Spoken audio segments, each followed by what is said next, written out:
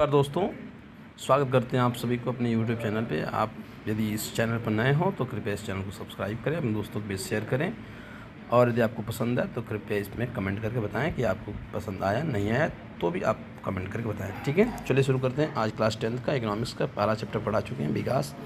अब इस पर बनने वाले MCQ जोड़ के 5 से 7 क्वेश्चन होंगे, उसको हम सॉल्व करके देखेंगे कि आप कितना पढ़ें, आपको कितना जानकारी अभी तक हो पाई है। चलिए शुरू करते हैं। इसका पहला क्वेश्चन जैसा कि आप देख पा रहे हैं स्क्रीन पर, वो रहा है किसी भी देश की औसत आय की गणना आप किस प्रकार करते हैं। तो दे रखा पहला ऑप्शन, देश की कुल आय को कुल जनसंख्या से भाग देकर।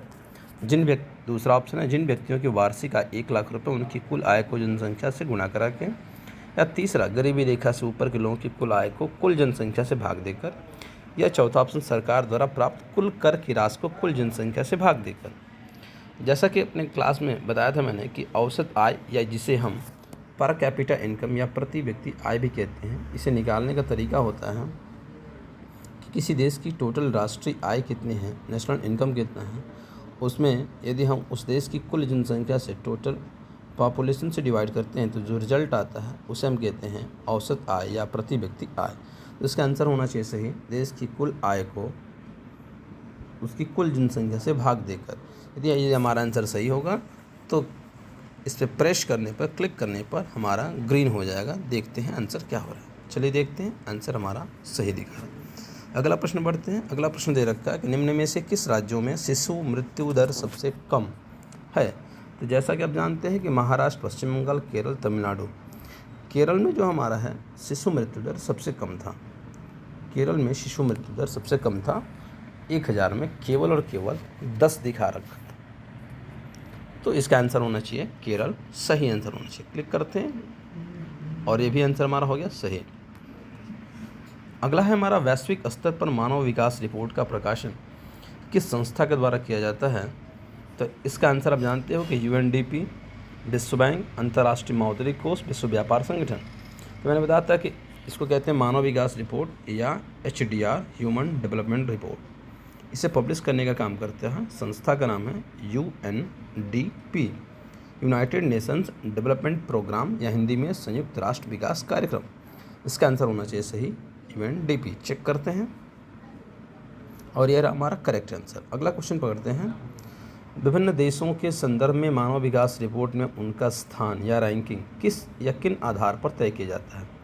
पहला, लोगों का शैक्षणिक स्तर। दूसरा, लोगों की स्वास्थ्य की स्थिति। या तीसरा, प्रति व्यक्ति आय।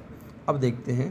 तो इसके आधार पर मैंने बताया था कि जब HDR तैयार किया जाता है तो तैयार करने का आधार होता है वहाँ पर शिक्षा का स्तर क्या है, वहाँ की स्वास्थ्य कंडीशन कैसी है और वहाँ प्रति व्यक्ति आय कैसा है। अर्थात तीनों आधारों को हम इसमें शामिल करेंगे। तो अर्थात केवल 1, केवल 2, 1 और 3 या उपरोक्त सभी। आंसर इसको होना चाहिए उपरोक्त सभी। चेक करते हैं, हमारा आंसर सही गया है। अब क्वेश्चन कह रहा है कि किस पड़ोसी देश की मानव विकास के लिहाज से स्थिति भारत से बेहतर है। मैंने बताया था कि इसमें जो हमारा श्रीलंका है सबसे बेहतर स्थिति में है भारत से।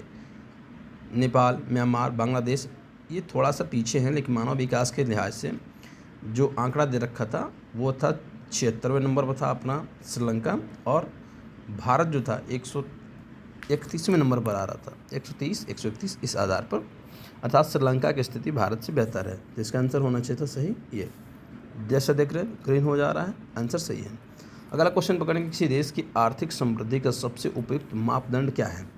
क्या सकल घरेलू उत्पाद, जिसे हम GDP कहते हैं, ये है, या सकल राष्ट्रीय उत्पाद GNP कहते हैं, GNP, या प्रति व्यक्ति आय PCI कहते हैं, या बेरोजगारी की दर ये कहते हैं। तो यहाँ पर आपको जानने को मिलेगा प्रति व्यक्ति आय किसी भी देश की आर्थिक समृद्धि मापने का सबसे अच्छा उपाय माना जाता है। चेक करते हैं आंसर सही कि नहीं है। अब सारे क्वेश्चंस हो गए, अब देखते हैं अपना परिणाम कितना सही गया है, क्या गया है। और ये रहा परिणाम, देखिए तो निश्चित तौर पर आप हाँ करें और देखें रिजल्ट अपना। ये रहा सही उत्तरों की संख्या 5, गलत उत्तरों की संख्या ये, प्रयास नहीं किए प्रश्नों की संख्या 1। कौन सा क्वेश्चन प्रयास 1 नहीं किया गया, छूट गया है।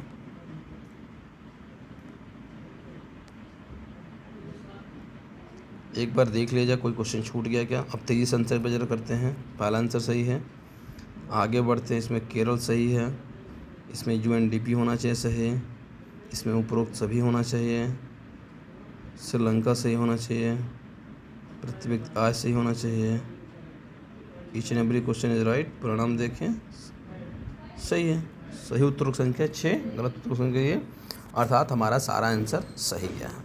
इसी तरीके से आप भी अपने पढ़ाए गए स्तर को जांचने का सही तरीका ये होता है, आप पढ़ाई कर लिए, उसके बाद से आप क्वेश्चंस के माध्यम से अपनी तैयारी को जज कर ले, जांच ले, ताकि आप अपने आप को संतुष्ट कर सकें मैंने जो पढ़ा सही पढ़ा, कोई दिक्कत इसमें नहीं है।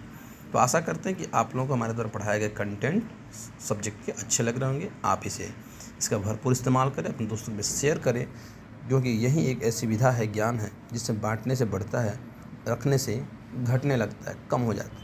यथासंभव हो आप इसे अपनी जानकारी को और अपने दोस्तों के बीच में शेयर करें, बांटें।